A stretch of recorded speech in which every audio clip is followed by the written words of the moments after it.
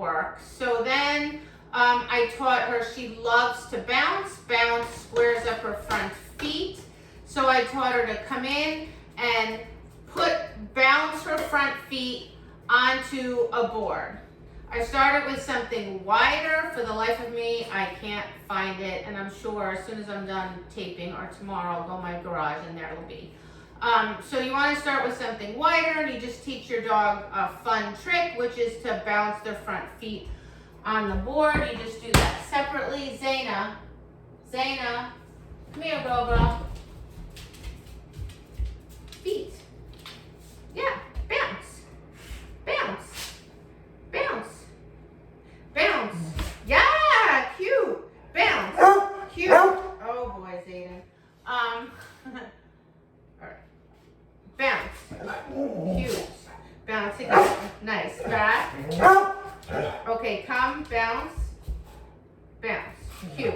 So she runs in and she puts her front feet on there. She thinks that's really hysterical. I haven't done this in like, I don't know, probably a couple years, maybe even more than a couple years. So at first, just silly pet trick. I teach the dog to put their paws on it. Then I teach them to bounce their paws on it.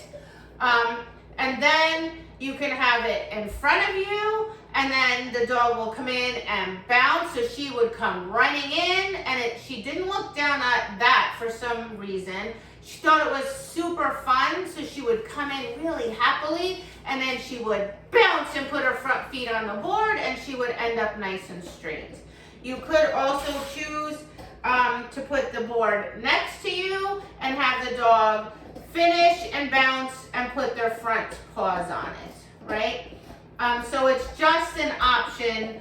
My dogs at this point, they bounce without the board, so I no longer need it. Zesty never really needed it. Again, you know, all this stuff, don't teach all of it to your dog. If you want to, sure, but I have a variety of different things that I've used for different dogs, and I've used at different stages in their learning to help with certain pieces.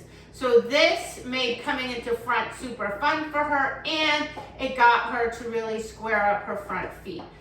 It just became a motor pattern now. She always comes in with her front feet square. Again, with a board like this, you could use something wider. You could use something so you put your toes on the end, so then it's further in front of you and the dog can bounce on it. I had just a pad that I took out of like styrofoam. I just cut it up, duct taped it. It was very primitive, and used that for her. And she thought that was super fun. So that's just, I don't know, a bounce pad, a touch pad, you can call it whatever you want. I just called it her bounce pad because she bounced her front feet on it.